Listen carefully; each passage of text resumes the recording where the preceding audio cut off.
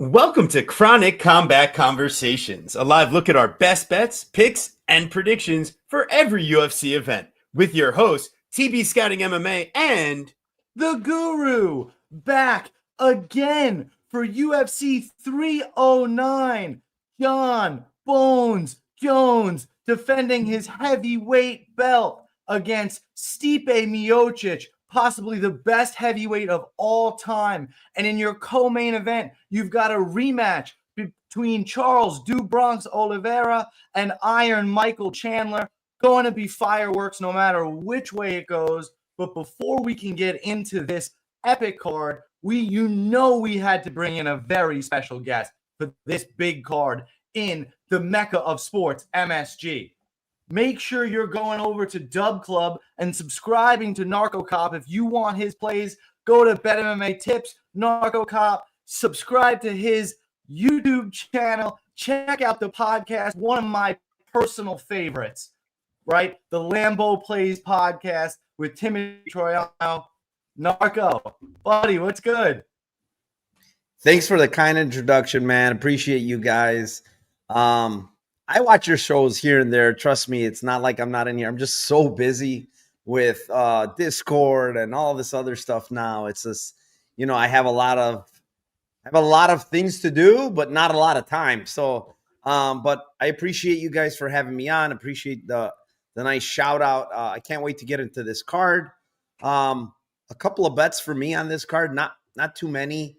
There's a lot of juiced favorites, and we can talk about that in a little bit. But yeah, thanks for having me. Oh yeah, definitely. Seriously, man. we really appreciate your time. We really do. It means a lot to us.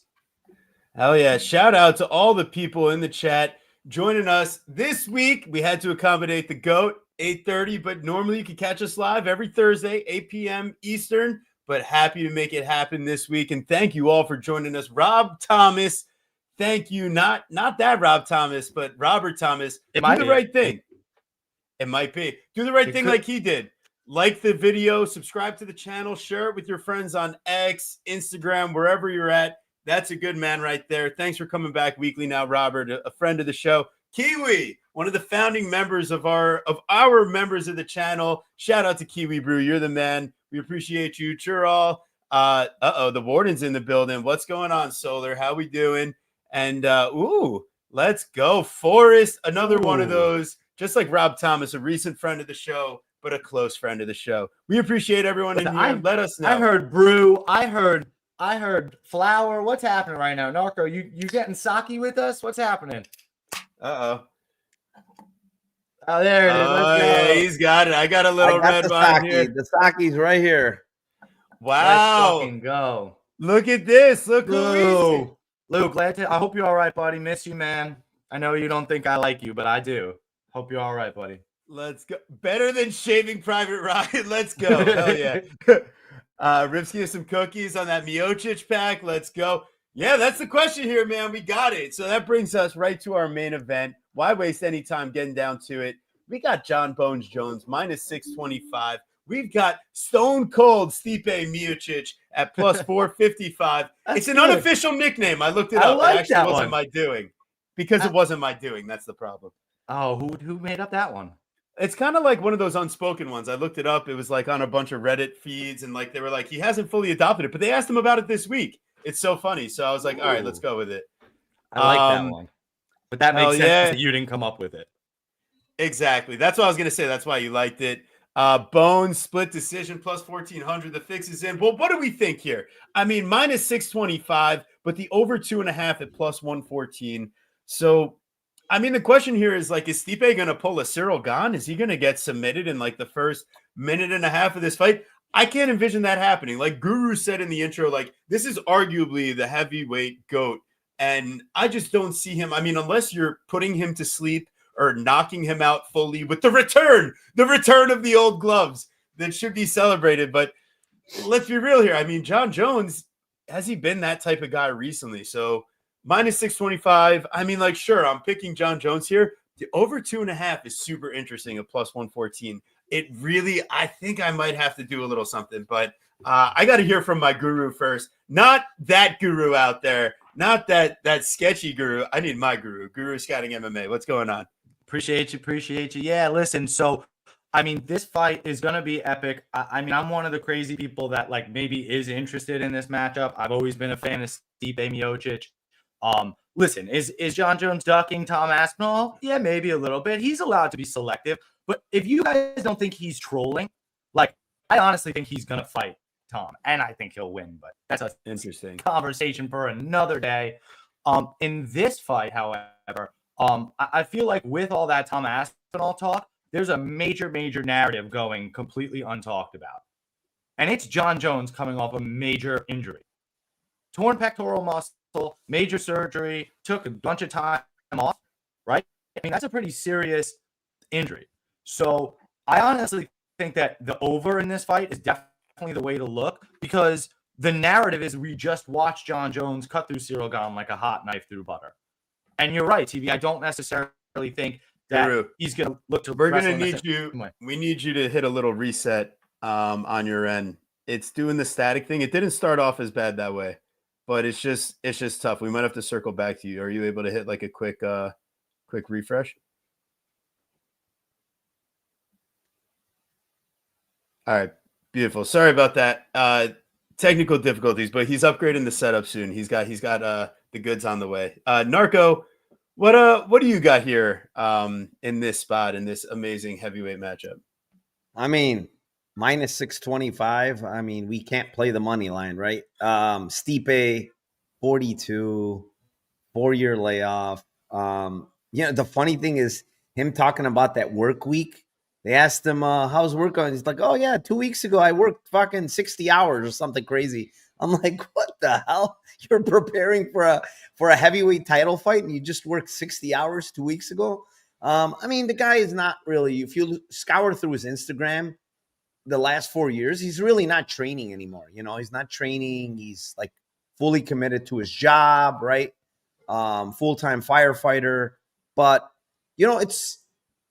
he's still very good. Like, don't get me wrong. This guy it's not like the skills are going to just disappear. It's like the attributes, his speed or his athletic skills, they're going to diminish. He's 42, right? So all those things are going to go down. And Jones is, he's not young either. He's 37, but I just don't think it's going to be a hot knife through butter, like Guru said here. Like Gane, we knew like his wrestling was very, very suspect. Stipe's wrestling is not like it's suspect. The guy can wrestle too. So it's not going to be just hot knife through butter here. So I do think this like goes a little bit further. I don't know if it goes like over 2.5. Maybe an angle to look at it is like maybe playing John Jones and, fight to start round 2 and like a single game parlay. I think you can drop them down to like 160, 140 even.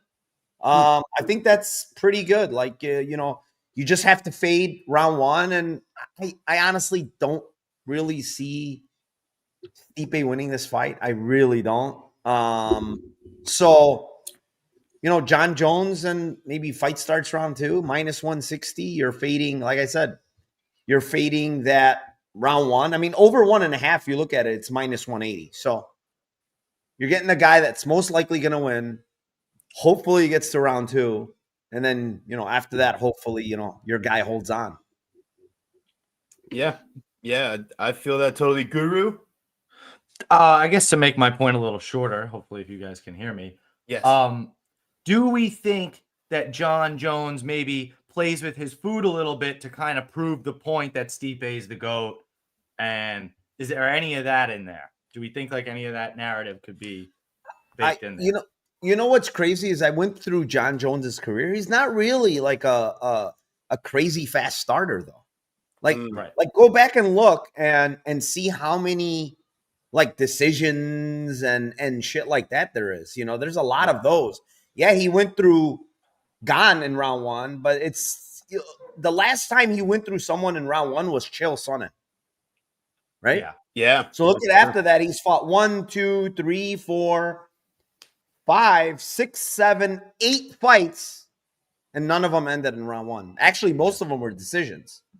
So I definitely like removing round 1 out of there. One of the angles I have written down here was like a 2-3-4 KO grouping for John Jones, which is plus 330. Not a terrible look.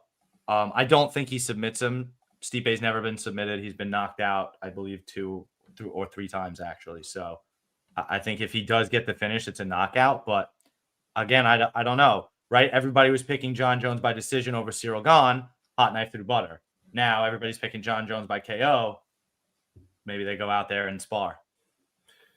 Yeah, I'm interested in the Dixon play here. The split decision could be interesting. Like I don't tend to play too many of these props myself, but I get the angle for the price. It's not like you're getting a plus 200 or 300 like in some fights. So I think even fight goes stacking the overs in a ladder, it could be interesting. But I think I'll just start at the over 2.5 and let it ride from there. I think that's what I would do. Appreciate all you guys in the chat.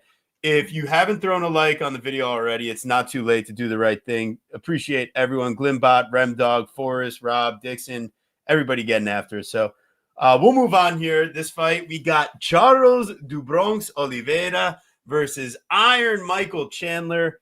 Oh, man, I can't wait for this rematch of an absolute banger. Not for the title this time, but, man, the stakes are pretty high on both sides. I think this is really kind of going to shake out a little bit of the future of the division here. I think Oliveira with a win, is he getting a little bit closer to another shot at the title? And Michael Chandler, he's been on the sidelines a bit, but could we not say the same for him? I mean, these guys have been in the consideration in the higher ranks of the division. They're both explosive finishers. That's kind of what the UFC wants to see. It might not necessarily depend on them being the number 2 ranked fighter, So we'll see. Anyways, Charles Oliveira in this fight, we saw in the first matchup, it got a little spicy for him early. So I'm kind of curious, Guru, what do you think could be happening in this rematch here?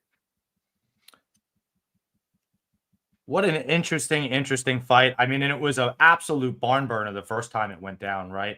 I had kind of thought based on memory, I thought like, oh, Michael Chandler 10-8 first round. After rewatching it, it certainly was not a 10-8 first round, but it was a dominant first half of the round for Charles and a very dominant second half of the round for Chandler. I do feel that he ended up stealing back the round. And then to me, he's just overzealous, right? Way too excited off his success, thinking he's going to go out there and finish him. I mean, 5-10 seconds into the round, he's, hands down, kind of throws a hook and Charles' shot lands first. And he's completely rocked from there. And what I feel like we've seen time and time again is that these rematches, they do not end the same way. Generally speaking, they really, really don't. I don't know how you could watch that iteration of that fight and think that somehow Michael Chandler's a 2-1 dog. Like, I don't care that he has the time off. The dude is a physical fucking specimen.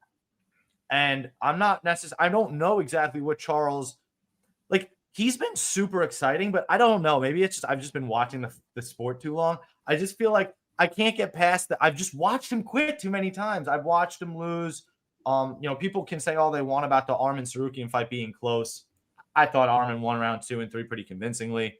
So what if Chandler goes out there, he decides not to put on a show, but he just decides to wrestle for like 5 rounds? What then? I think we've already seen that Chandler can defend himself in those submission positions. Bronx had him in a couple great spots. So give me Michael Chandler as a dog shot here.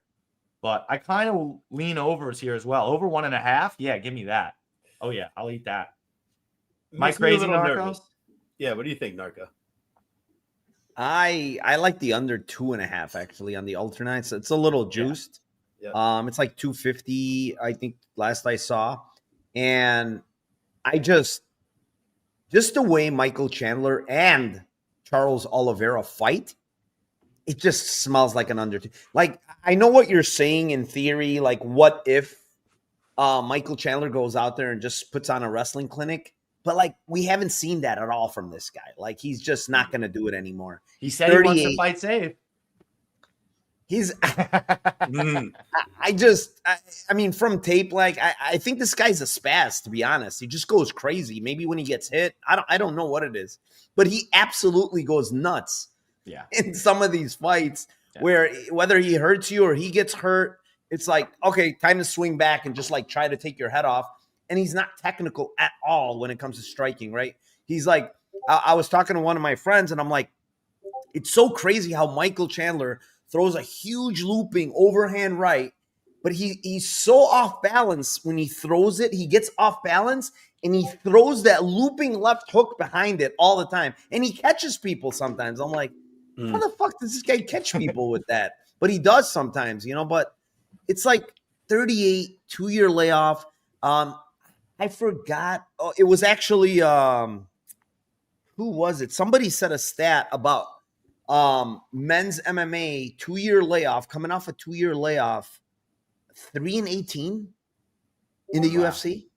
It's a pretty big you know, minus number, if you say. Yeah, it's a trend that's very, very bad for Michael Chandler, obviously. But like the thing with Charles do Bronx is why I kind of lean his way here a good deal is the fact that it's a different Charles do Bronx than from old. When he was getting knocked out before, you know what he did? He got hurt and he started swinging back, right? Now when he gets hurt, he drops to his back and he's like, all right, come in my guard, right? He does that all the time now. You heard him? He's on his back, come in my guard. He's going to play safe or he's going to attack you, and then he's going to get up and try to come after you again. So it's kind of a different – the way he fights is different in the sense that when he gets hurt, he just doesn't swing back. He's not trying to go, you know, measuring dicks. He flops to his back. And then a lot of people don't want to go in this guy's guard because he's super, super dangerous, right? So Chandler did. He ground and pound. He was trying to ground and pound his ass, almost knocked him out. I think that's why he was overzealous. He did, but he was After like dropping he was very hurt. Yeah, I was gonna say he's very hurt at that point. Yeah. But I mean, Oliveira can still submit Michael Chandler. I don't think you need to like overthink that just because you know, Chandler's only been submitted once. Oliveira can submit just about anybody if he gets like to your back and to these advantageous positions. So for me, it's like I like the under, man. I see violence here. Maybe not the under 1.5, but maybe fight doesn't start round 3, something like that. But I like the Charles side, honestly. I think Michael Chandler on the shelf for 2 years, 38 years old. He's not going to get any better. I'm not saying Charles Oliveira is going to get any better, but he's facing the top of the top guys and competing really well. I mean, the Arman Sarukian fight, I went back and watched it. Guru, round 3, I get that he got to his back and he probably won the early minutes. But when we talk about what was the biggest moment in round 3, it's like a knockdown, right? When you talk about knockdowns, it's a finishing sequence. We call it a finishing sequence. That matters the most, right? A finishing sequence. Well, he had him in a deep-ass darce. He went belly down to defend it. That tells you how deep it was, right? True. So that's a finishing sequence. That's similar to me to a knockdown because the guy's almost going to get finished here. Yeah. You know, and similarly in round 1, he probably won round 1 because of that guillotine, right? It was a deep, deep guillotine. So I don't know. I think it was a close fight. I did give it to Arman, but I wouldn't be mad if they said Charles Oliveira won. Right. Wow. Yeah, it was close. It was close. Yeah, I feel like ultimately all those points hold true. The later this fight goes, the worse I probably feel about Chandler. The things I do realize is that his physique does look tremendous in the way that he seems to have like kind of trimmed out what he's up to. It's not just like pure bulk. I like the wrestling singlet look, but at the end of the day, who can control Charles Oliveira for any extended period? Listen, I just have to make the point, right? How many times have we seen the will the fight go the distance plus like 600 line catch? Right. How many times? It's like the kiss of death. A lot. But we brought back the old gloves. Remember that. And for that reason, I think Chandler could land the nuke here. I mean, there's a reason why those loopy, crazy punches land for him, and it's because, I mean, he's probably one of the most special athletes in all of MMA. I mean, It doesn't even have to be. To me, it doesn't even have to be the freaking nuke, though. You've seen Charles. He'll turtle out. He'll make a business decision. You've seen it time and time again. Right. He could go down to a body shot. I would not be surprised. My prediction is that Chandler doesn't dive into the guard if he hurts him this time. He makes him stand back up, and that's the technical adjustment that could change everything for him, because I actually think like he could be landing cleaner on the feet this fight. And if the fight's just on the feet, I mean, this is the post-USADA Michael Chandler. We haven't seen this version since he's come to the UFC. Think about those 5-round wars he had on the feet. His chin actually holds up. He's landing heavy. He's got the pace, the cardio. I know it's a long ways away, but just kind of seeing the physical shape he's in, I'm curious what type of, vitamins and minerals he's been taking in this life and time preparing for Conor McGregor, who he knew had to be juicing out of his mind. So anyways, outside of all that, even if you take all of it out, just watch the first fight. And I think there's a good enough chance at the plus 225 that, I mean, maybe you just take the early knockout instead. But yeah, man, Chandler KO, America could be back. So you never know. All right. Anywho, you got it all here. We're moving on. We've got Bo 5-star Nickal versus the Bear Jew. Guru, can you say it? You know what? I haven't actually practiced all week. Paul Craig. All right. Thank you so much. I needed you for that one.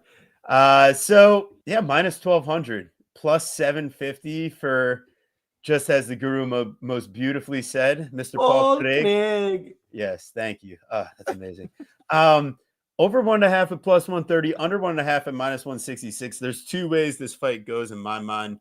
I think Bo actually could ice him on the feet because Paul Craig is liable to be iced by anybody on the feet. Bo's like a solid enough athlete. He can land with some power. We've seen him do it on the regional and against one Valentine Woodburn. But all that being said, the other way I could see this going is hilarious triangle or armbar choke and Paul Craig pulling off the meme of a lifetime. Now, I'm sure there's plenty of other things that could happen in between, but at the end of the day, I'm not going to encourage people to go parlay the minus 1,200 to play a Bo Nickal inside the distance. Like, sometimes you just have to be like, well, maybe the narrative is correct. And, if KO is somewhere in a reasonable range, might be worth a cute little something, but I mean, not. Minus 130. You want minus 130? No, not at all. So I'm okay. Right. I think I'm gonna just enjoy this fight. And if Paul Craig wins, I will be like dying of laughter. It would be what's amazing. Disgusting? Like, even the submission by Paul Craig is only plus 1,100. Like, it's still not like fantastic for a minus 1,400 favorite. So it's just like you can't even play Paul Craig for the culture. It's terrible. Yeah. So yeah, I mean, I think he's a prohibitive favorite. Same idea. I feel like, again, this is crazy. I don't actually advise this play, but if you're gonna play the fight, maybe you go crazy and again bet the over. This over 1.5. Take some time. I think Bo Nickal's got decent jiu-jitsu. Maybe he, actually tries to wrestle, stays on top a little bit. Who knows? He could just fucking ice him in a minute. So I'm not really interested in playing this. Narco, please tell me you've got something for the people here. God, what can I give the people here? Minus 1,200 again. I mean, I can give the people something, honestly. I had it in my mind. I haven't bet it yet, but Nickal by decision, maybe? Like, right, yeah, over. He takes him down. He takes him down and he's in Paul's guard, but he's kind of doesn't want to get too crazy in the guard, so not to get subbed, maybe something like that, or on the feet. I honestly don't think like Bo Nickal's some like killer on the feet, right? So like Craig doesn't have the best chin, but he's been clipped by way better strikers and bigger hitters. So I don't know. It's like a dart throw, right? Like, because it's a minus 1,200. The guy is supposed to finish ITD, right? So, but this is kind of, I mean, technically it's grappler versus grappler, right? It's not like Bo Nickal's a striker. And I just don't think a guy that's a wrestling background that high level is not going to wrestle. Like, he's just going to wrestle. It's like second nature to this guy, right? He's just, maybe when he eats one punch or one body kick, okay, screw this, I'm going to wrestle, right? Yeah. And maybe, maybe he doesn't finish on top and Paul Craig somehow, threatens him with subs and this guy just stays in guard. I mean, it's wishful thinking, I guess, but I mean, I like your angle because think about this, and you guys answer me this. Who do you think's a more violent fighter? Bo Nickal or Brendan Allen? I would have to say Brendan Allen, honestly. I would agree. I would have to agree. And Brendan Allen, Bo Nickal has looked violent versus who, though? Val Woodburn, TB's boyfriend. He was very upset. Cody Brundage. Right. Guys that. So to that exact point, right? Brendan Allen takes to round 3 to submit him. Why would it be why couldn't it be possible that Bo Nickal is not the finisher, the level of finisher that Brendan Allen is, and maybe can't get this guy out of here? Right. I totally like that angle, Narco. Yeah. I mean, it's a huge price. What is it? Plus 630 to just go to decision. It's plus. I got Bo Nickal by plus 800 by decision on FanDuel. Well, I mean, fight goes the distance. Yeah, why even? It's $1.70 more. Plus why even mess around with it at that point? You never know what happens. It's MMA. The guy can fuck up his knee and just goes to decision. Paul Craig wins a decision. I will shave my head live on air. I'm just saying I'm holding you. I don't want to get greedy when it's plus 630 already. That's true. I'm literally the greediest mofo ever. It's lose crazy. So many bets doing it. It's so He's the stupid. thread the needle master. I do it all the time. We threaded the needle last week and we did pretty well, right? Which one? Oh, the week before. Yeah, yeah, never mind. All right. I threaded the needle, not you. I bet Brandon Moreno and fight goes the different distance separate. I broke the dam. We've got Vivi Araujo versus Karine Silva. Oh boy, we've got a lot of curly, poofy hair going on here. It's going to be a very interesting matchup from that perspective. I think what's interesting here is there's a lot of power on both sides, and Viviane Araujo is used to being like the more physical, more athletic fighter, I'd say. And ultimately, I think that she is not going to be that in this fight. Karine Silva is super strong. She's got crazy athleticism, very high level jiu-jitsu. It's just, I'm a little worried, what if the takedowns do get stuffed? What does it look like then? Because she's not necessarily the cleanest striker on the feet from distance. So minus 298, I mean, was there a parlay full of Guru's favorite disease that was already played with a couple minus 600 or above favorites? Maybe. And maybe Karine Silva was part of it. But would I actually try to give aids to my friends? Well, yes, I would. So it includes John Bones Jones, Bo Nickal, Karine Silva, and there will be one more leg coming up. If you want to have, if you just can't help yourself and you need to lay that one parlay of 4 or 5 legs for minus 112, well, then do I have the bet for you? So instead of Cyndi Lauper's Girls Want to Have Fun, it's TB Scouting's MMA. I just want to give you aids. I'm just trying to share with my friends. Sharing is caring, I've been told. But at the end of the day, I think that Silva, I don't think she's going to be able to finish this fight. So in principle, you can't be betting a minus 298 on the money line. But I think she still wins. But the over 2.5 is minus 298. So how the fuck do you bet it? Do you do the Tim Troiano split decision special? I think I'll just sit out on that aspect. It'll be so mispriced. It's going to be plus 250 max. Right. And it's why bother? But yeah, so in this fight, you basically said it. We have a rule here on the show that we've tried to do kind of rule of thumb idea. If you're above a minus 200 and we're not sure you're going to get a finish, not convinced you're going to get a finish, it becomes very difficult to play you, which is why you get put into the AIDS parlay territory, right? So in this fight, if this fight stays on the feet, I actually am quite nervous for Karine Silva and you should be nervous if you're holding a ticket at minus 300 because while her striking is serviceable, I just don't think it's very clean or technical at all. And Viviane Araujo is a tough chick who's fought some of the best in the entire division throughout her career. So, yeah, do I think that Karine Silva can get takedowns and then Araujo maybe struggles to get off her back? Definitely. But she's got to get it there first. And I'm not sure that I want to lay all this chalk on that. And, of course, this fight's going the distance. So if the lines are exactly the same, I kind of rather go with fight going the distance over Silva. I think that's actually more safe. Maybe I'm crazy. Narco, is that a crazy thought? No, I don't think it's crazy, but I do want to tell you guys it's Vivi Araujo season. There it is. See, that's what I want to hear. Tell me. It's too close, right? It's too close on the feet, and then she can't get the takedowns. I'll tell you this. It's not only that to me, is if you go back and watch Silva on her regional tape and the Dana White's Contender Series, she's awful off her back. Like, absolutely awful.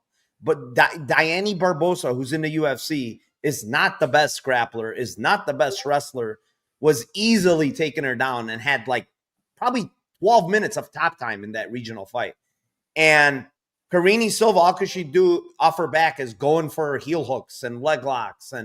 And she just is not good off her back, man. And her cardio, even till the last fight, Lipski, she looked horrible in round 3. She was, after Lipski got up after the first takedown, she was running away from Lipski and then eventually got another takedown. And Lipski, we saw what's her name did to her last fight. Like, she couldn't get up off the ground, right?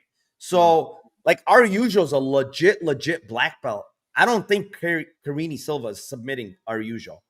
And I think on top, Araujo is going to be able to submit fucking Silva, in my opinion. So, Araujo's no joke on the ground. And physicality, I keep hearing, like, people saying Silva's going to easily out physical Araujo, but I don't see that. Honestly, I really don't. When you get manhandled by Barbosa like that, it's a bad look for me, even though that was a couple of years back. But Araujo's fought the best of the best in the division. Natalia Silva fight was pretty damn close. I mean, she dropped her, yes, but that was a close fight. It wasn't a one. It was 30-27, but I'll tell you that round, I don't know how they gave her round 3, to be honest. Natalia Silva did not win round 3. So they gave her a 30-27. Round 1 was close. Round 2, she got dropped, Araujo, and she lost that round clearly. But, I mean, when you look at these, you know, the people she's fought and the people that Karine Silva's fought, it's night and day, man. And it's like minus 298. Why? Why is this girl minus 298? Right. And literally a fight ago against Lipski, she was a minus 160. So you're telling me Lipski's a tougher matchup? A girl that doesn't really have grappling is a tougher matchup than Araujo, who has grappling? No. That doesn't make sense. So this is the market overcorrection. Yeah, I think you're exactly right. And so, in my opinion, like, you're beating the likes of Botelho and Moroz, who's obviously washed now. And who's the other chick she beat? Caitlin Sosa, the little girl that she knee barred right away. Like, what do those wins mean? To me, they mean nothing, really. So let's see what happens here, man. 240 is crazy. And I'll tell you, I guarantee you guys, part of this steaming action is the fact that favorites have been absolutely crushing lately. They're 33-3 the last 3 cards. And everybody just keeps on jumping on favorites now. Favorite, let's bet the favorite. Let's bet the favorite. And absolutely smashing these favorites. I can't believe Araujo is honestly 240. She might lose. Don't get me wrong. But this line's not accurate, man. Like, you can't watch tape and say, oh, I hear people saying, oh, Amanda Ribas fight, such a bad look. Okay, well, Diane Barbosa fight, terrible look for Silva. Yeah. You know, so we can go both ways, but like, skill for skill, Araujo's the better striker. All Silva does is kick. That's all she does on the feet. Araujo's the much better striker. And it's like, true. I don't really get it. I don't really get minus 300 on Silva. I really don't. Definitely. I'm not going to be pulling the trigger on the dog here, but I totally respect it because, to our point, our analysis is leading us there, and we're just not jumping on it because of recency bias in the market. Back to the old gloves, back to some dog shots. I don't know. We're going to see here. I am telling you guys, favorites are going to get rinsed on one of these cards coming up. I don't know which one it is, but they absolutely will. It's just, the trend is way too crazy. It's historically, dogs have won at almost a 35% clip in the UFC. Mm-hmm. To win 3 fights in 36 is insane. I'm not good at math. That's not 30%, is it? It's very damn close. Alrighty, so here we go. We've only got one shot. Mauricio Ruffy versus Goku James Yontop. Man, this is going to be an absolutely interesting matchup, I'd say. Fighting Nerds is undeniable, recently unstoppable. But is this the absolute best that they have to offer? Or is this a Kanan Khrushchevsky situation? Because we're sitting at minus 900 and we've got some low output, low volume. The over 1.5 in this fight is minus 180. So this isn't like the other ones where our over 1.5 is like plus money. So they don't think Ruffy is doing this fast. Do we think Ruffy is knocking him out at all? Guru, what are you thinking Ruffy's doing? I'm thinking that makes no fucking sense. I mean, Ruffy, it's so funny. I want to call everybody just by it's Ruffy and Lontop. I don't know what you're talking about. This is America. We speak American here. Yeah. So Ruffy, I mean, he's got 10 wins, 6 round 1 finishes, 2 in round 2. I mean, and he pulled out the round 3 stoppage on Dana White Contender Series in a very impressive fight. I just feel like if he's finishing Lontop, he's got to do it early, no? He's got to do it round 1, round 2. You got to look at this under 1.5. I'm not sure why would it be lined at plus money? I just don't necessarily understand. Have you seen? Okay, so look, I know it's not like a perfect comparison, but look at the size of Mauricio's head versus the size of Yontop's head. Just in the like, this guy's got a coconut and he's from the mountains. Like you would know about cardio. A coconut. Look at your head, dude. Look you at got this a coconut thing. too. That thing's a melon. TB Arlovsky. My hat size is probably 3 times yours, but I believe that. You're a lot smarter than me too. That makes sense. Fair enough. There's a lot of horsepower up here. Not that it always works correctly. There's none also down below, but that definitely doesn't work. Jesus Christ. Well, we've only got one shot, right? So ultimately, I feel like goes the distance. Either way. Yeah, the catch weight I like for that. The catch weight I like for that. Love it. The fact that it's 165, I think, really helps the over. Yeah, of course he wants. Every single fight he's won, he's gotten a knockout. Of course he's going to say that. I just don't like it. I feel like it's a prohibited. It's just a stay away fight. No touchy. Narco, are you gonna touchy? Are you tempted to touch you? I already touched Elliott top at plus 600, to be honest. Oh, baby. Short notice doesn't bother you? Peruvian doesn't bother you? Listen, I thought he beat Slava Claus. I took the shot last time. I'm a little salty. It was a close fight. I think it was a very close fight. He kind of got screwed in round 1 when the ref didn't call it an eye poke. Then he dropped Slava, and then the ref calls it an eye poke. After I dropped him, hold on a second. I'm about to finish this guy, and you stopped it. It was like the weirdest thing. You know, I think it was an eye poke, but the referee fucked that up bad. Like, stop it then right away. Because it's Chris Tione calling stop from a mile away to a guy that's Peruvian. It was pretty bad. And, you know, like, here's my question. Like, everybody's like he was eating popcorn. Everybody's making Ruffy like he's some killer, dude. Like, he's minus 900. The guy was down 2-0 to that Russian guy in Dana White's Contender Series. Needed the Russian to gas out. That's how he won. Not that he did anything. The guy fucking went for a takedown, gassed out, fell on his back, and then he finished him. The guy was completely gassed. Then I put a clip on Twitter a year ago. He fought a 13-7 guy. Absolutely got dropped nasty with a left hook from this guy. And the guy looked like half his size, literally. Should not have been fighting in the same weight class. And all of a sudden, this guy is minus 900.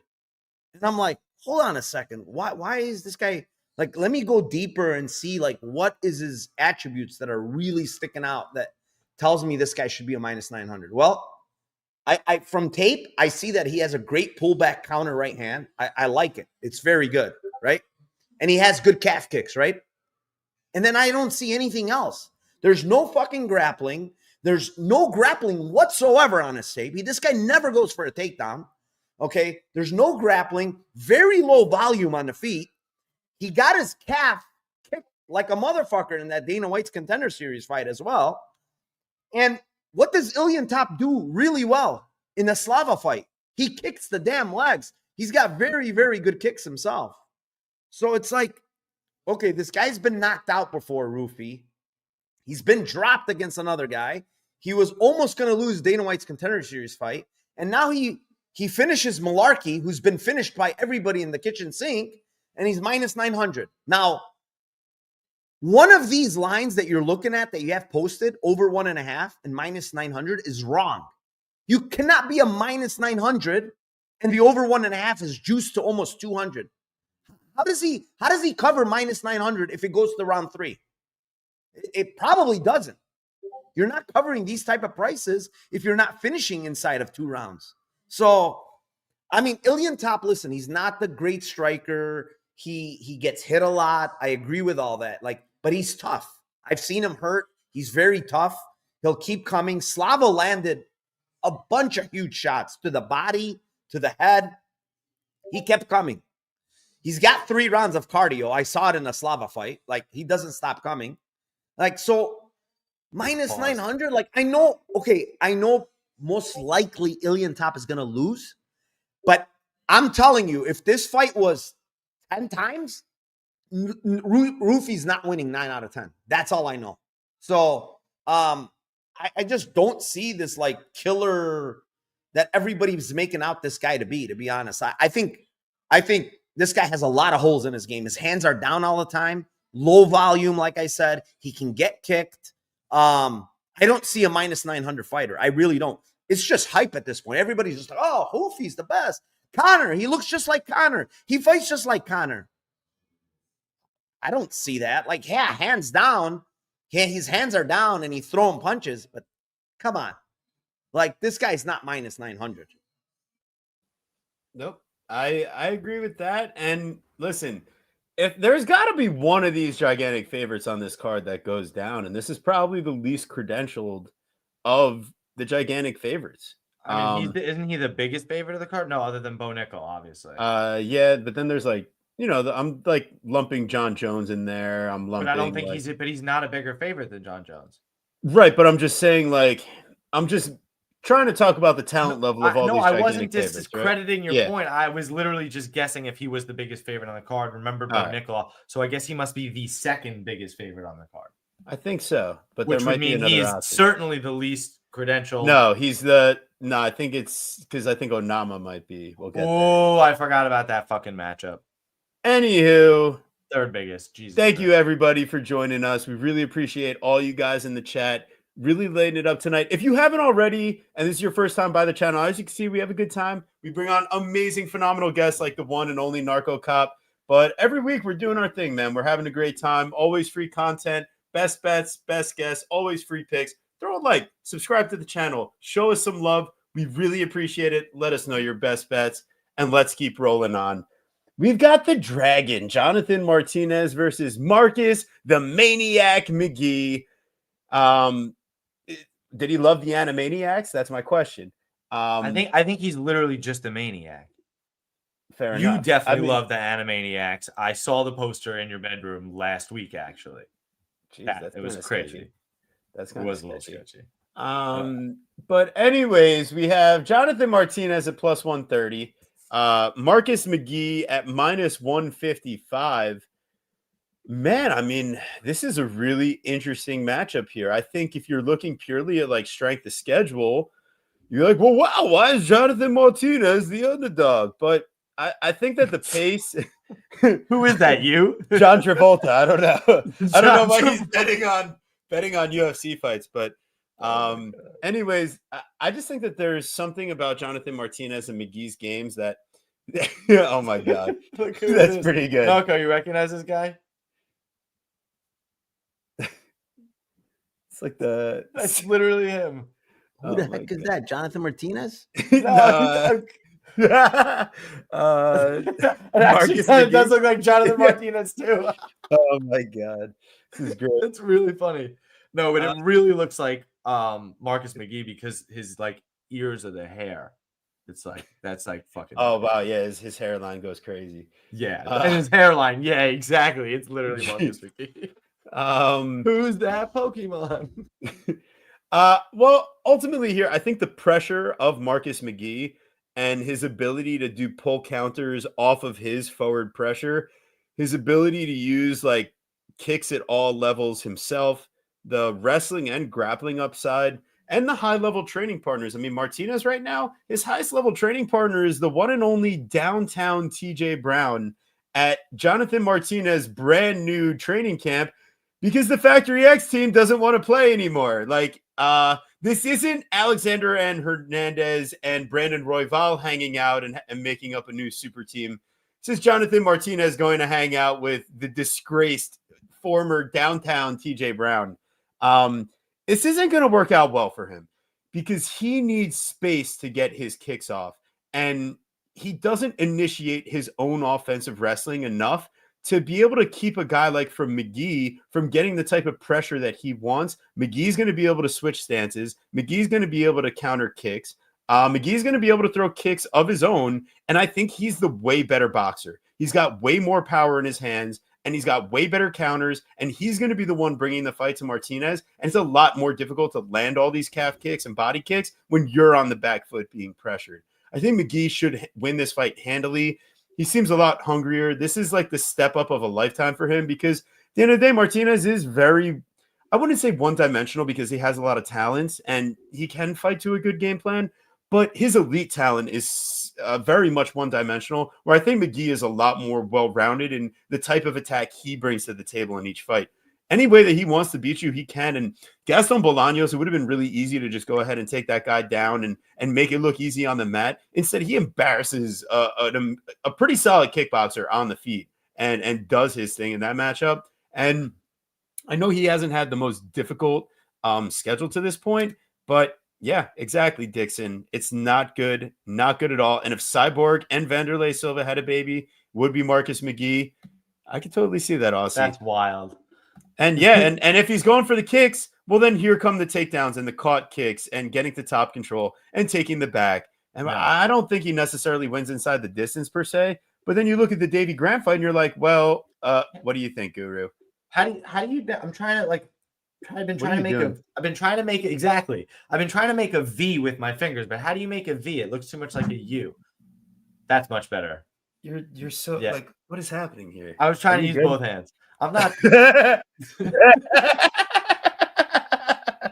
All right. Well, anyway, that's how he's winning. V volume, baby. Volume. Oh, volume. Was it for vagina?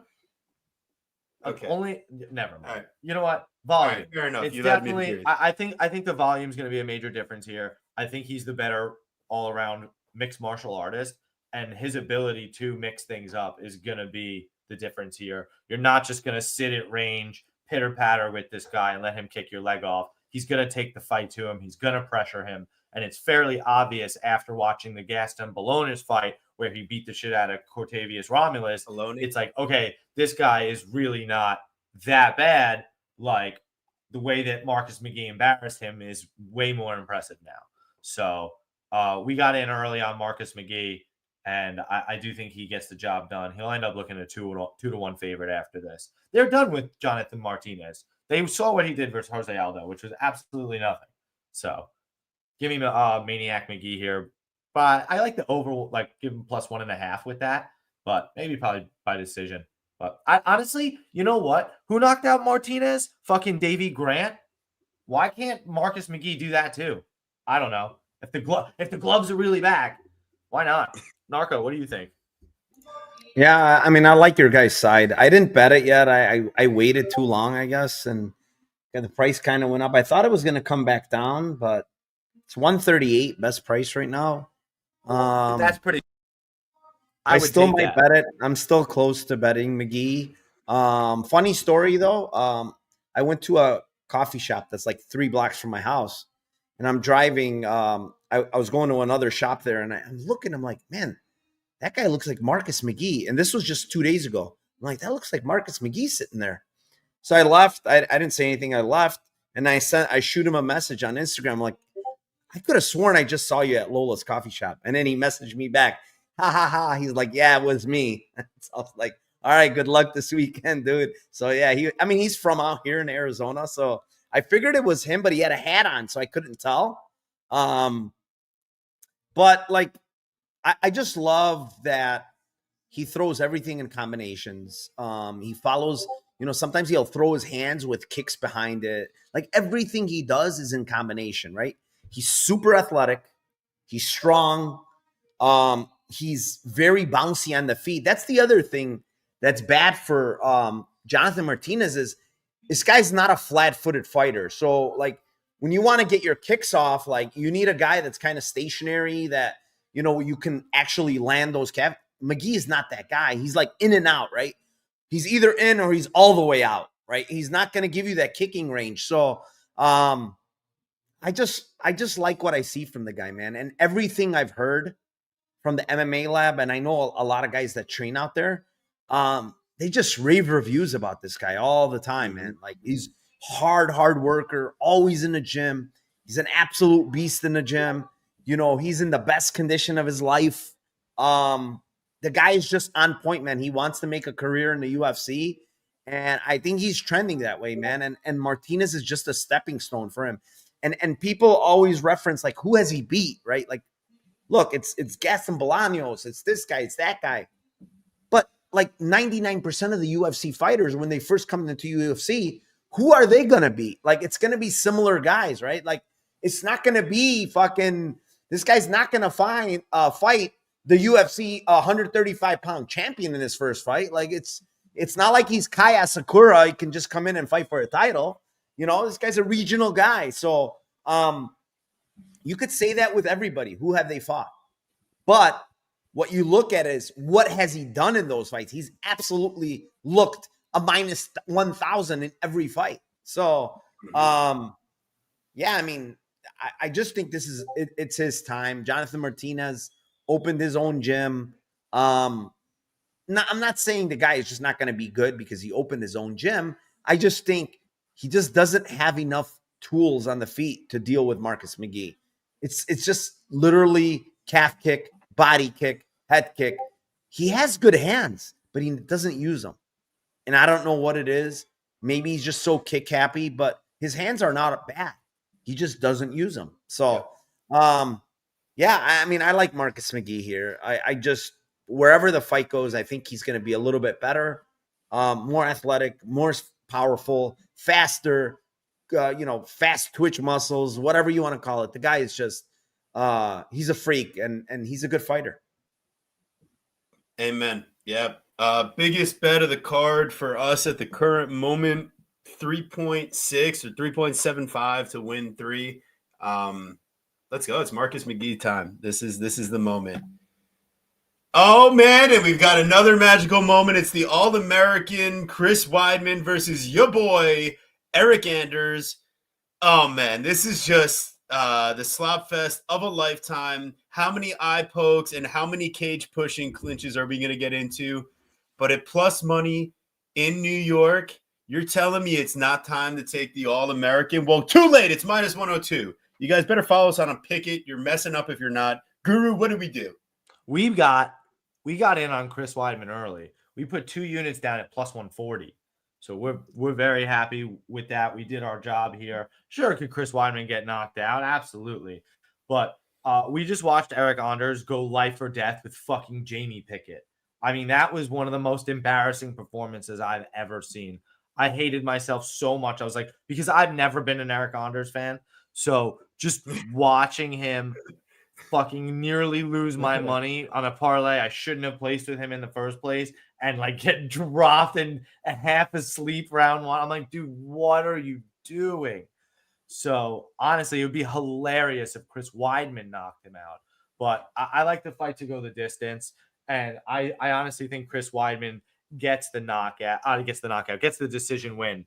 And I do like our plus money bet very, very much. And I just got some hand-delivered weed banana bread that I'm very excited to try. That's beautiful. Yeah, it looks delicious. Things you love to see. Yes. Nice. Smells so Narco, really good. do you have disdain for our pleasure in the All American, or what are you thinking for this fight? I mean, Eric Anders talking about retirement actually said, yeah, he actually said in his interview, he said, I didn't hear that. he's got 2 fights left on his contract and he's done. He literally said, I'm done. Oh, that's it, baby. He's been talking about retirement for the past couple of fights, to be honest. I heard it in I had bet him last fight against Pickett in a parlay. I think I had him, and I was absolutely like, after I heard the interview, I'm like, oh my God, this guy's talking retirement already. Fuck me. Why did I bet this guy? And he looked like shit. Like, let's be honest. He looked bad against Pickett, struggling against Pickett like that, couldn't get him down for getting dropped. I mean, all these things. And I thought for sure if he got Pickett down, he's going to find a sub. No, it was just not a very good showing. But then, like, you watch Weidman and Silva looks absolutely washed, right? Now that we see him. And, like, Weidman did not look very good in that fight. I mean, 16 eye pokes later, and somehow, he gets that W. But, my God, man. Like, he didn't look good. Let's be honest. He didn't look good. He's slow. His wrestling is not the same. I just can't. I mean, his leg is probably still fucked up. It's never going to be the same. I can't get behind him at these prices. Like, your price is good, plus 140. Why not? Like, if you gave me Anders at plus 140, I'd probably play him too. But like these prices here, like it's literally a crapshoot. Like, both guys are pretty washed, if you ask me. And it's like, which one is more washed here? I don't know. I really don't know. So I'm staying away from this shit. I don't want anything to do with this fight. Under's a little bit tempting at that price. I just it's like I'm trying to think what the under looks like, and it's like hard to find one. Maybe Anders KO. I don't think Weidman's subbing Anders. Anders been doing grappling. I don't think he's gonna sub him. So, and I don't think Anders is gonna sub Weidman. So it's just one of those where I'm just gonna pass, man. And if I have to take a side, I'd probably take Chris Weidman in New York. That, part of the narrative. Let's go. Bring it on home. He's gonna finger poke his way to a fucking win. Bro, I was in the crowd in AC, man. That shit was fucking ridiculous. That was hilarious. It was terrible. It was so bad. A lot of sadness occurred. Poor Bruno Silva. Yeah. All right. We're moving on. Jim fucking Miller versus Damon the Leech Jackson. If Bruce Buffer won't do it, then I will. Okay. Handsome Squidward. Handsome Squidward versus, I mean, is that like the penguin body shape over there? What has Jim Miller got going on over there? Jesus. Bro, you watching that show? That show's awesome. I actually haven't yet, but I've heard good things. Fantastic. Fantastic. Hey, can you guys find the worst picture than fucking Jim Miller's right there? Bro, this is the UFC provided. Like, this is his media photo. Like, they're not doing him any job. They literally found the worst photo of him. And it's like, and he looks like he's hunched down, like so weird. His torso looks so small. Dude, this is so funny. Like, this is terrible. Damon Jackson looks massive. Well, I mean, in all reality, he's 3 inches taller. I mean, they have the same reach. But the Leech, man, I think he's gonna be getting after some sucky Leech action. What the fuck? Listen, he's be respectful. Friend of the show, had him on for an interview. Yeah. Very nice guy. No, I what do leeches do? They're bloodsuckers. So he's gonna take down. He's gonna get. You could just say drain instead. Yeah, you know what not sucky. That wasn't what you're going for. I don't. This might be what you're going for. You never know. You got to find it where you can. But at plus 150, that's not where I'm looking. We even took Damon Jackson at the very sexual price of Guru. Can you help me? -1. No, I can't help you, but I can give you this answer. -125. We got Mr. Damon Jackson at. Yeah, I believe we played 2.5 units. Drained is not any better, Guru. Drained like tired. Drain them. You know what? It's like suck like Leech. It's all not ideal. But at the end of the day, I just don't think Jim Miller's like 1-2 leg kick. If it was gonna work, it would have worked against Bobby Green in that last fight. If he was gonna ever shoot any takedowns and be successful, you would think that he wouldn't be the one on bottom versus Alexander Hernandez when things are getting into round 3. But in the Damon Jackson fight, we see what he can do and what kind of problem he can still be. I mean, both of these guys, let's be realistic, were legitimately on death's doorstep. Like in their last fights, like Damon Jackson, like I don't know how it didn't get stopped versus Chepe, and we're only 3 months later. Jim Miller, that was a beatdown of a lifetime at the hands of Bobby Green, and he gets submitted, right? So yeah, I'm going with the Leech here. At least he was able to hold on, and I think he's got the offensive wrestling and the cardio that he'll use it. And up a weight class at 155 now for Damon Jackson. I'm guessing he's not going to look like he's on death's doorstep on the scale this time. Although he kind of just has that look in general. So at least he's not looking like Jim Miller in his picture, though. So we got minus 125. That was a couple units. Guru is along with me. Do you have anything different in your analysis, Guru? You're along with me. No, I'm along with you. You're along with me. That's my analysis. That sounds rude. Don't fuck that up. What do you mean? Why does that sound weird? I said rude. Oh, very rude. Shut up. Anyways, wait, who's at the gas station every week? Jim Miller? Oh, you probably live here in Spartan, New Jersey. Oh, Dixon, you're closer to us than we thought. Yo, what? No, Dixon, don't do that. We don't want to see that. All right, Narco, what do you got here? Yeah, I mean, I think you guys are on the right side. Great price you guys got. Minus 180, I can't get behind that, but I still think he's the side, to be honest. He's going to push a grappling pace, heavy pace. Jim Miller doesn't seem to like those grappling heavy fights because he tires out. He wants to stand and kickbox, and he's the better kickboxer of the two, no doubt. But Damon Jackson, I think 55 is much better for him, honestly. This guy's on death's door every single time when he's trying to make 145. I believe he's fought at 55 6 times in his career. He's 5-1 at 55, so it's not a bad look. And he's 36. So as you get older, the weight cuts just get harder and harder and harder.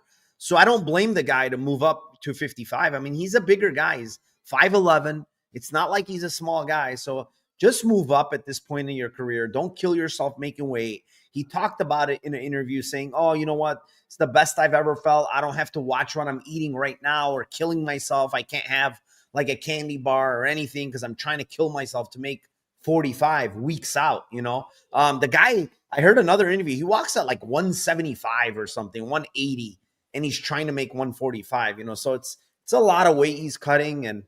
And I just think Jim Miller on the ground, if he gets taken down, he's going to play jiu-jitsu either off his back or he's going to close his guard. If you go look at the Selecki fight, I think that's a very telling fight. Selecki gets him down, and it's like fucking 12 minutes of control in that fight from 2 takedowns, And I think they didn't even give him credit for one other takedown because Jim Miller tries to Grammy roll out of it, and then he ends up on top and just kind of stalls there. I like Ghost to decision. Honestly, I think Damon Jackson won't be able to finish Miller on the ground, and I don't think Miller's going to finish Damon on the feet. So I kind of lean Ghost to decision. It's like almost even money. At this point in their career, I think these guys are both going to survive and get to the scorecards. Yep. Damon by decision, over 2.5. Fight goes the distance. There's probably a lot of value there. I love it. All right, here we go. Another minus 900. Best friends with Mauricio Hufi, David Onama, our former president Barack, silent assassin, versus Roberto Romero, El Charro Negro. It actually translates to he's like the black horseman that rides around. He could be Satan himself based on Mexican legend. So that's what his nickname refers to. But I mean, he's going to see David Onama standing across the octagon and Ride the other direction. Yeah. I don't think El Charro Negro is really going to be doing well here. On paper, he should be giving up about 3 inches of height. God knows how much reach, because I can't find that anywhere. I feel like this fight, like, it could like potentially be way closer than it has to be on the feet, because Romero, he's like aggressive. He'll throw a ton of kicks and stuff, but like Onama should have a huge size advantage and hit with more power. And if he wants to wrestle, it should be all day. Yeah, it's about to be El Charro Muerto. This guy's about to die in there. However, he could survive. Like, I wouldn't be surprised. He hasn't been knocked out for forever. But like Onama has a really good grappling game. He could cook him here. If he chooses to go that route. I'm choosing not to choose. This is a short notice call up. It's David Onama. I loved it last time when I got him at plus money versus one JSP, but I'm not going to bet it here. I'm okay on it. So, Guru, do you have anything? Are you going into Grandma's couch cushions? What are you doing? I was going to look to go to Grandma's couch cushions. I'm thinking if you're going to play this fight and be crazy, I think you got to go David Onama round 1, round 2 knockout. This guy coming in on short notice. I just think that Onama is going to be the more explosive striker, should be fairly prepared for this matchup. Somebody at David Onama's level, you just have to kind of be good everywhere, which he is, and he should be able to beat regional level talent like this, somebody coming in on short notice. Yeah, that's basically kind of how I feel about it. Onama is somebody with 5 round 1 finishes and 4 round 2. He's got 9 wins, or 10 of his fucking 12 wins are in round 1 or round 2. So I like my odds there, whatever I can get it at. So that's the little dart throw I'll take. All right, Narco, you got anything interesting? Or, I mean, is it? Yeah, I like Onama. I mean, he's so athletic, so powerful, quick. We've seen him turn out of fucking 25 body triangles against Pierce somehow. The guy's just so athletic and strong. And this Romero guy, I'm watching him, and he just cage pushes for the most part. His wrestling is not good. His striking is basically kicking. That's all he does. And I think he's going to get hurt here. I think he's going to get finished. I mean, they don't have props yet, but I'm going to look to try to be a little sneaky in this fight, honestly, because I think this Roberto Romero guy sticks his head in the guillotines and shit like that. I knew it. So he cage pushes a lot, and his head is always in there. He almost got subbed a couple of times in one fight that I saw against a very bad fighter, by the way. And so I don't know. I'm just gonna maybe take a poke. Onama does go for them. He does, and it's just probably worth a poke if it's big. And I'm assuming it's gonna be his KO is probably gonna be minus 250. Yeah. And then hopefully we get like a plus 400 or something on his sub. I would probably take a poke. It's interesting because he's got 7 KO wins, 4 subs. So he's certainly live to do get a round sub. 2, round 3. Just ask Garrett Armfield. There you go. All right, we're moving on. We've got Marcin No-Chin Tybura versus Jonata D's Nuts Denise. Absolute battle of a lifetime. I mean, listen, if you're not going to make up your own nickname and give it to the UFC to announce, you're going to get one of my shitty nicknames. So if you're a UFC fighter watching Crown of Combat and you feel the way that Guru does weekly, just come up with your own damn nickname, okay? It's not that difficult. Otherwise, but it's difficult for you, so maybe you should have some sympathy. No. That's why I purposely give them TB. Like, here it is. It's TB you can't nicknames. Purposefully say that your nicknames are shit. They are just shit because you're shit. They're not all shit though. That's the thing. Most of them are shit. No, deep down, you know that there's been a lot of bangers. So, anyways, we've got minus 155 on the Tybura side. We've got plus 130 on Mr. Nuts, and I'm really curious here, like. Tybura, if he wasn't coming on like super short notice, doing the UFC a favor, stepping in to fill the shoes of one Derek Lewis to be the gatekeeper, like what would this line be if it was a full camp Tybura? Because, I mean, watching what we saw in the Austin Lane fight, I mean, if Tybura gets to those positions, it's game over. I mean, he's got way better ground and pound. He's got a black belt in jiu-jitsu. Denise has got he's a negative ground game. Like the question is, can he stuff the takedowns before they happen? And my answer is no. If you're not knocking out Carl Williams with 10 minutes from distance, and then finally when Carl's like, oh, wait a second, now my life is on the line, not just my UFC contract. I'm going to go shoot a takedown. It was like butter. You want to talk about like hot knife through butter? Like that's what it looks like when anybody goes to shoot a takedown on Janata Denise. It's just Austin Lane. He runs out of steam. He's not used to being the big dog in that scenario. And then he figured it out for the big Rob fight. In this fight, if he goes to throw kicks against Tybura, well, guess what? He's catching your kicks and you're ending up on your ass.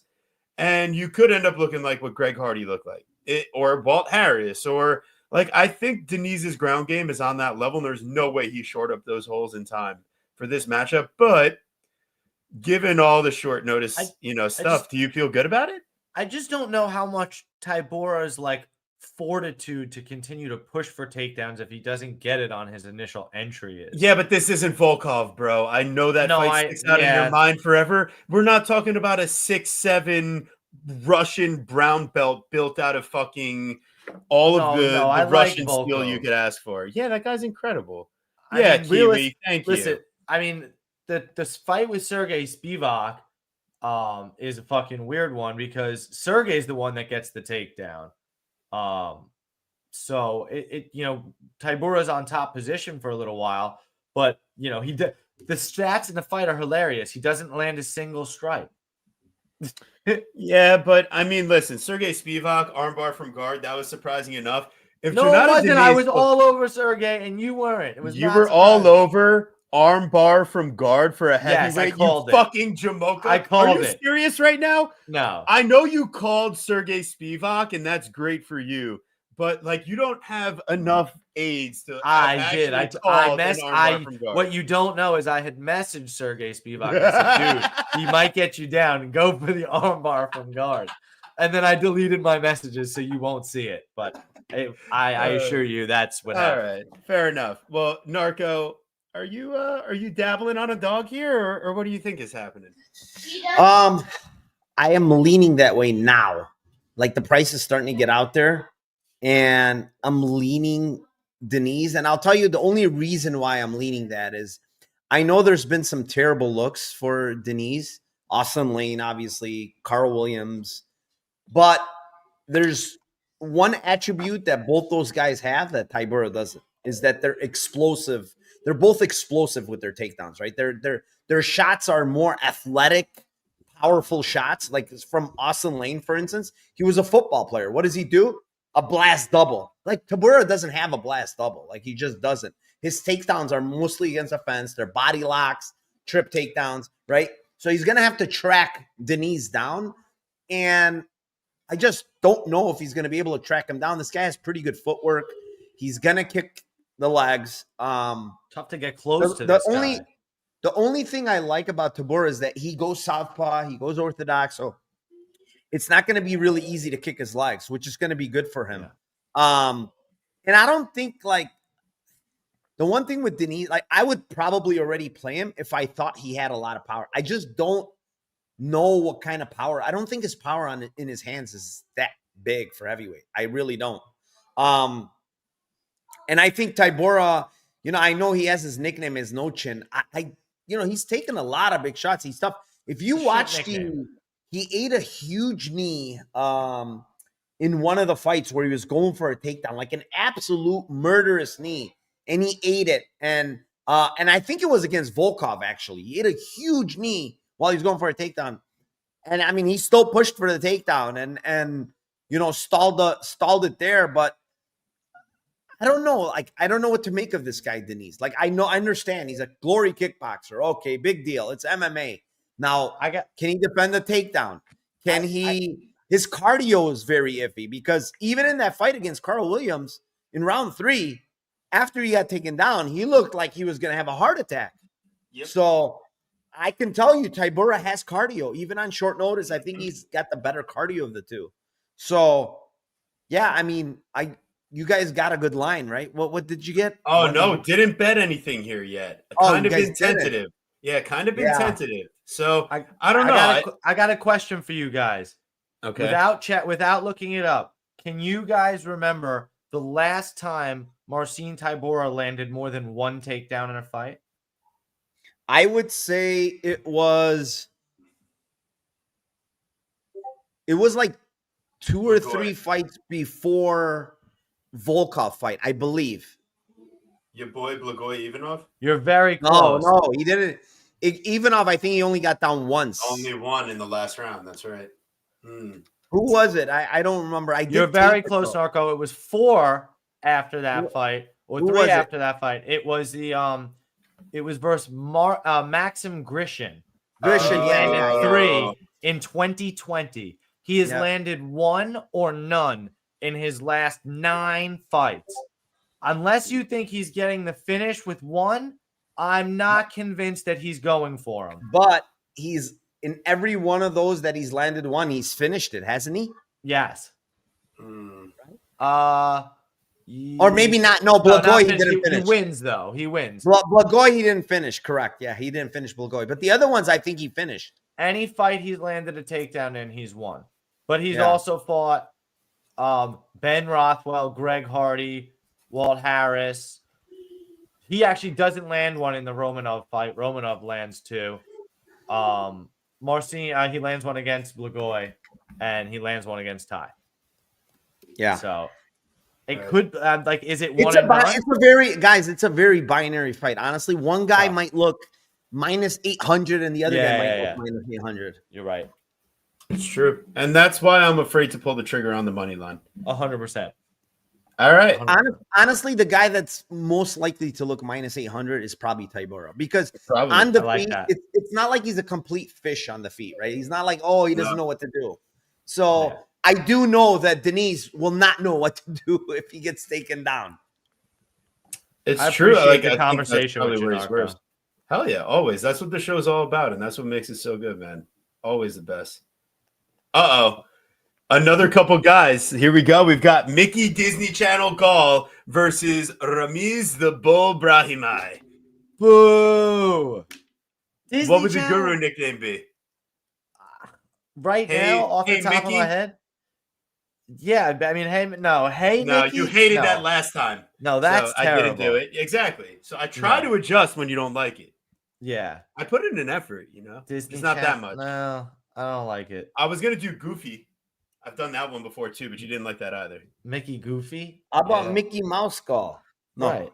I was thinking about that. I thought it was too easy, but it is might be too the easy. one, All right. We got minus 142 on Mickey Mouse versus plus 120 on the Bull side over here. I think it's not going to be Bull and Matador, but I just don't think Mr. Ramiz has anything to offer anymore. Like, this guy really didn't have much to offer to begin with.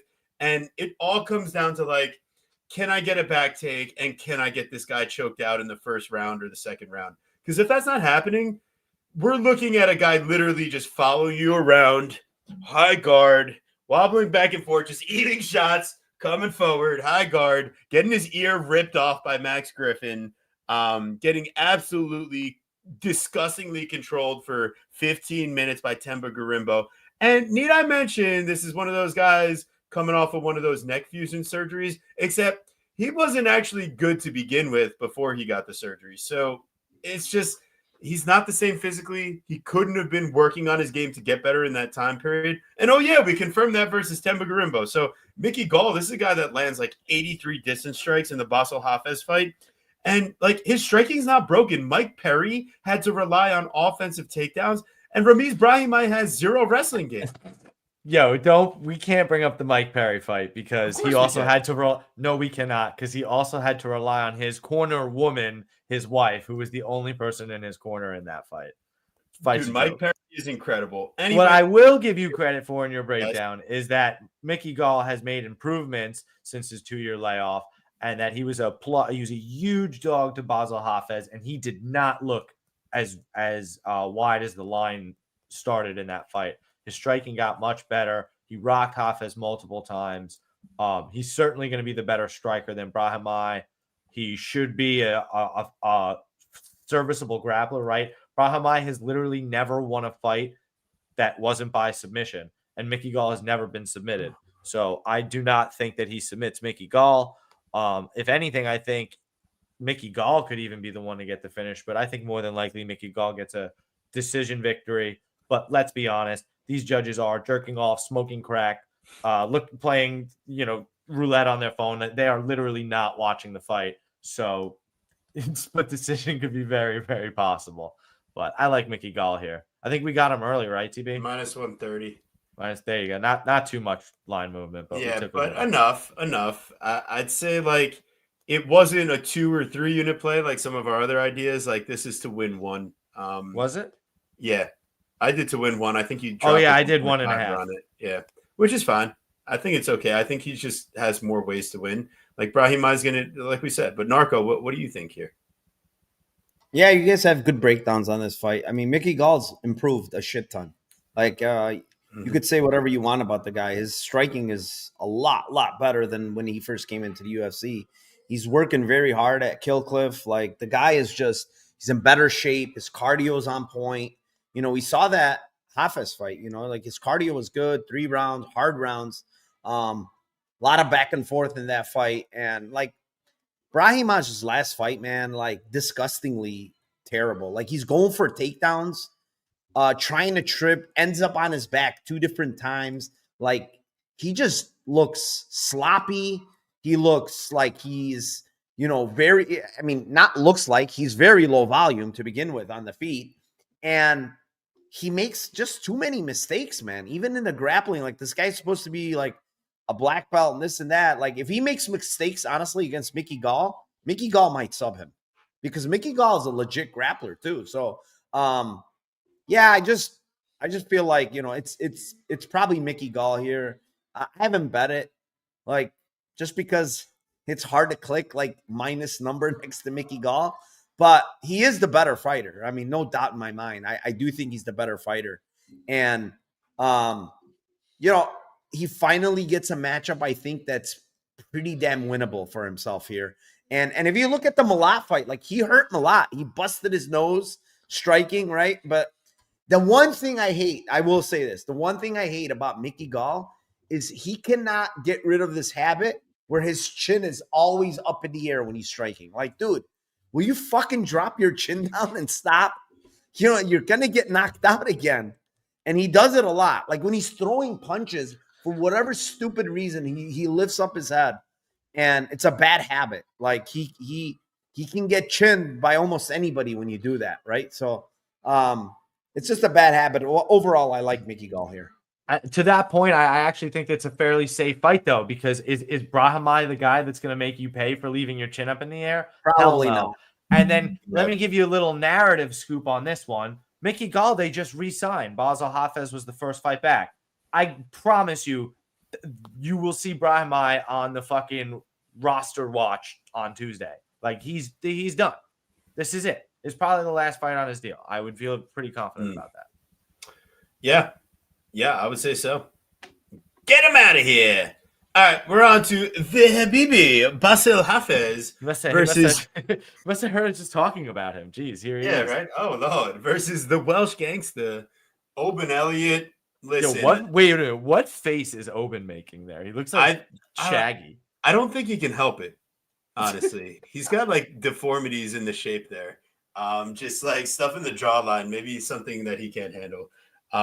But it's not his own fault. And in fact, while I've tried to fade him in the past, God dang it. I mean, I'm looking at the stats here and it's just Basel on paper, the worst wrestler offensively and defensively, the worst striker offensively and defensively, worst control rate. He lands a couple takedowns on Mickey, literally 1 minute of control total.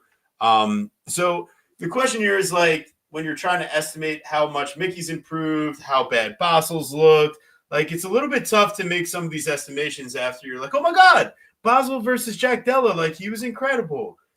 He should have won that fight, and maybe so. But like Oban Elliott, he should have the better gas tank. He should have the more technical striking and wrestling. But yeah. And look at us. We're climbing up to number 17. It's a beautiful thing. But the Habibi here, man, I was considering a dog shot initially. I just don't think he has enough advantages in this fight besides brute physicality And I think he overswings and overexerts himself to where I don't think he has the cardio advantage. So I'll take the Oban Elliott, but at minus 285 for a guy I don't expect to get a finish, that means I'm going to pass. I mean, this is one of those classic Bull and Matador fights. Basel Hafez is just going to continue to sprint forward, crash forward, throw. Like, he throws like heavy power, like he swings hard, but he doesn't actually like have like knockout power, if that makes any sense. And I don't like, obviously Oban's been iced twice, so it's always a concern. You have to keep that in the back of your mind. But I'm telling you, I think this guy's much faster at the end of the day. I think his footwork's much better. And I think over time his pace is gonna bother Basel as he tries to set his own pace, his own pressure. He's gonna be the one to fold much quicker. Mm-hmm. So honestly, look for a chance to get Oban at a much better price late round 1 if he gets rock type shit, especially because Basel's gonna look good. But I do like the overs. I do think Oban gets it done. Like I said, he's going to be the sharper, more efficient striker. And, Oban by decision is minus 110. I don't hate it in terms of, Occam's razor, like just kind of simplest answer. So, yeah. I like Oban to get it done. What do you think? I have a bet on Hafez at plus 230.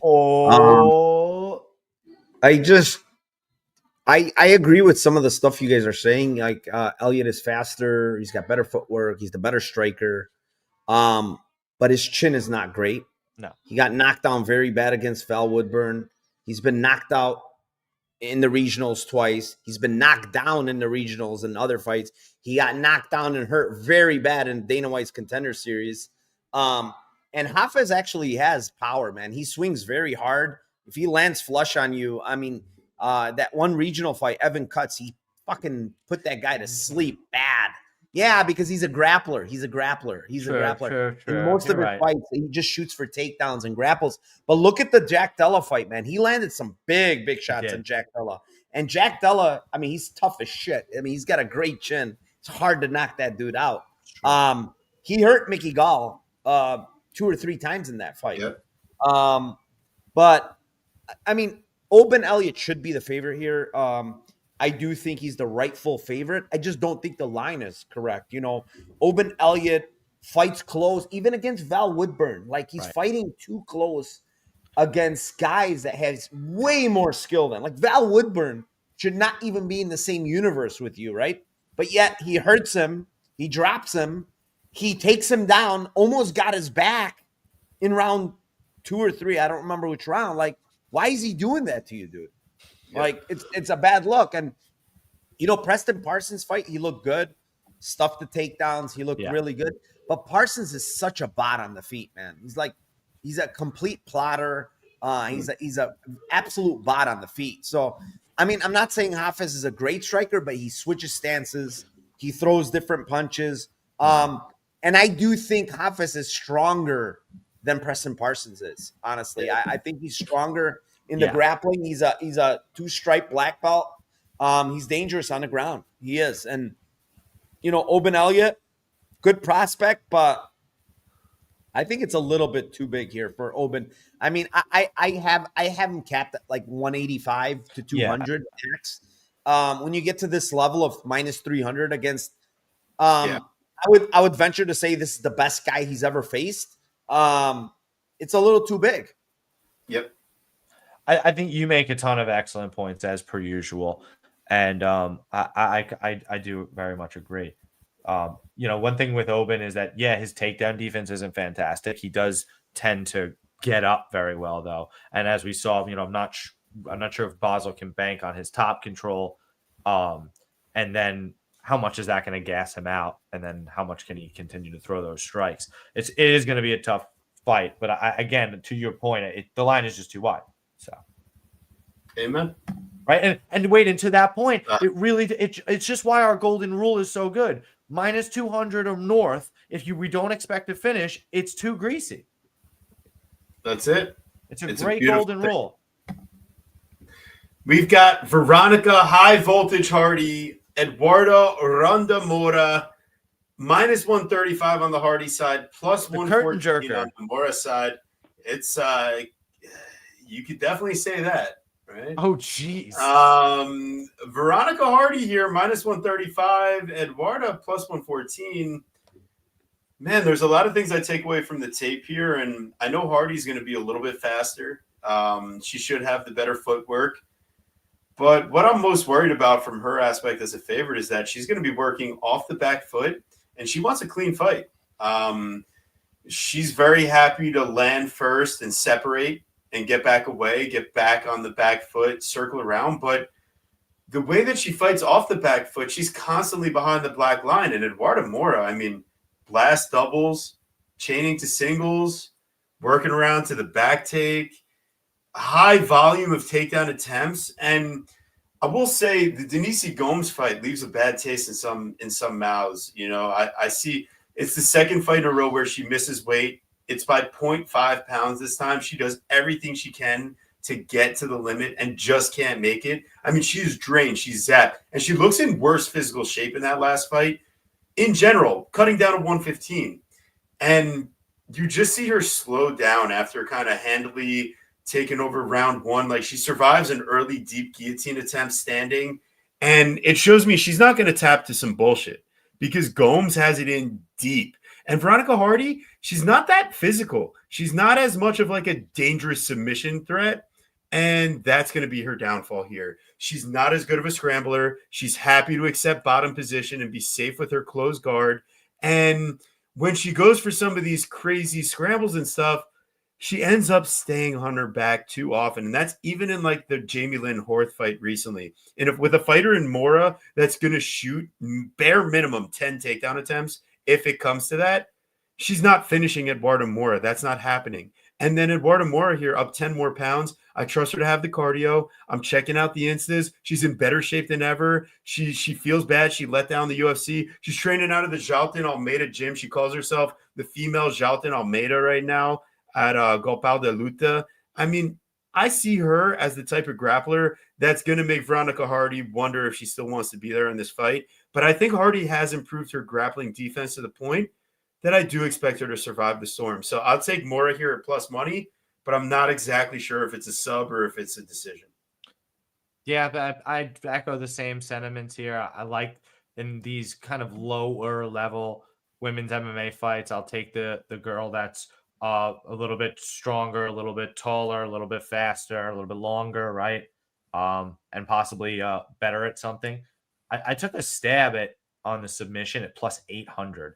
So take a little grandma's couch cushion dart throw there. Hope she squeezes one out. I think she's been subbed, 2 or 3 times before, Hardy.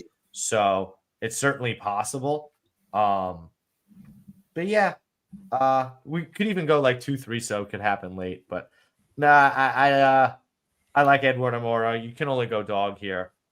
So, I mean, dog or pass, right? What do you think, Darko? Are we on the right train here? Yeah, I have nothing honestly on this fight.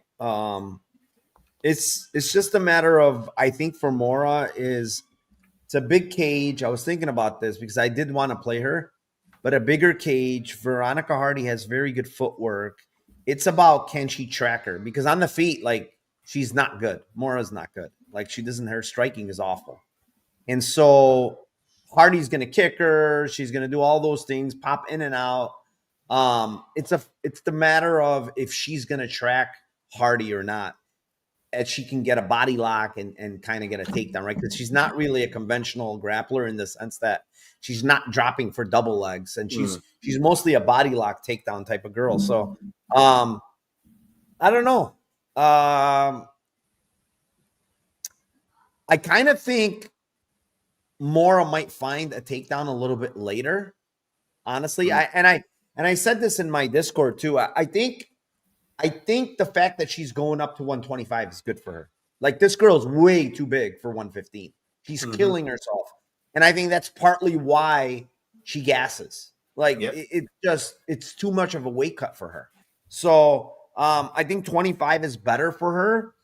I'm not very sure what the physicality side of it, how she's going to look, right? Because she kind of struggled against Denise Gomes a bit. And it's like 25 now. They're bigger girls. They're a little bit stronger. Is she going to struggle even more? Or is she going to be fully hydrated and feeling really good at 25 and even stronger, right? So I don't know. I lean Moura just because of the grappling. But it's an overall pass fight for me, man. It's something it's a fight I want nothing to do with. You sure you don't want to bet your hard-earned money on this one, man? This is WMMA Narco Cop Stay Away Fight of the Night. All right, so wait, the stay away fight of the century. We need to hear the bonus breakdown. This is totally unprompted. You ready? Jake Paul, Mike Tyson. Send it on Jake Paul, boys. Yes, Yeah, big time. 100%. Did Beautiful. you see he slapped him in the weigh-ins just now? Yeah, it's all That a was gimmick. great. But like, Yeah. if this is a real fight, which I'm not 100% sure, right? Yeah. Mhm. There's Tyson. There's no business Tyson should be even that ring, dude. No. He's 58 years Yeah. old. Like, Mhm. people don't understand. Like, I see everybody and their mothers on Mike Tyson, and I'm like, you guys understand it's very hard to take punches when you're 58 damn years old? Yeah. Like, 58 or 8-year-olds are fucking tripping over their own feet. You want this guy to fight, against another guy that's been putting night and day work to get better at boxing, and he's a big dude who can hit. Say what you want about Jake Paul. The guy has power, okay? And then the other thing the other way to think about that fight, honestly, is it's a smart way of thinking, because everybody seems to be saying, well, he's fighting at heavyweight and Mike Tyson stuff. He's not going to be able to knock out Mike Tyson. But he was able to knock out Mike Perry, who we know has a fucking granite chin. Yeah. You're telling me he cannot knock out a 58-year-old Mike Tyson now? A geriatric Mike Tyson. Yeah. So, Right. I mean, the guy just had an ulcer. He pulled out last fight because he had this bad ulcer. Yeah. Was throwing up blood and lost 30 pounds. And all of a sudden he's fighting. Like, give me a break, dude. Like, It's a disaster. it is a disaster. We're all no matter if you win money, no matter what, you're going to bed sad Friday tomorrow night. Yeah. Well, Tyson shouldn't be in this. He's making 20 million, dude. Yeah. Yeah. That's why he's here. And I don't even think he cares as much about the Hey, money, which I'm I'll sure give is you nice. I another think he really narrative. wants to do it. I'll give you me. another great narrative. All right, two great narratives Love for it. this fight. One of them is, who is paying Mike Tyson? Fuck Jake Paul, no? Jake Paul's paying Mike Tyson. He's the Right. promoter. Okay. And the other narrative is fuck, I had another great narrative. God, how did I fucking blank out now? Oh, the other great narrative is all the books need Jake Paul very fucking bad. Yeah, Yeah. 100%. Yeah, big time. Even with all these sharps on the Jake Paul side, everybody and their mother that doesn't know anything about anything is all over Tyson. I'll tell you guys. People at something work were funny. asking me. I got people in my Discord. I have like 350 people in there, right? And then That's awesome. I have people, all types of people in the Discord. Oh, my mother that's never bet in her life told me to put 500 on Mike Tyson KO. The other guy tells us, his coworker boss that's never even watched the league of boxing says, put rounds 1-2 Mike Tyson and all this. It's like everybody just Mike Tyson just put it on. He's not 58 years old. He's 25. Right. Like, Jeez. That's hilarious. I love it, man. Seriously, I really love having you on. Anytime you want to come back, we'd be happy to have you. Appreciate you breaking it down with us, man.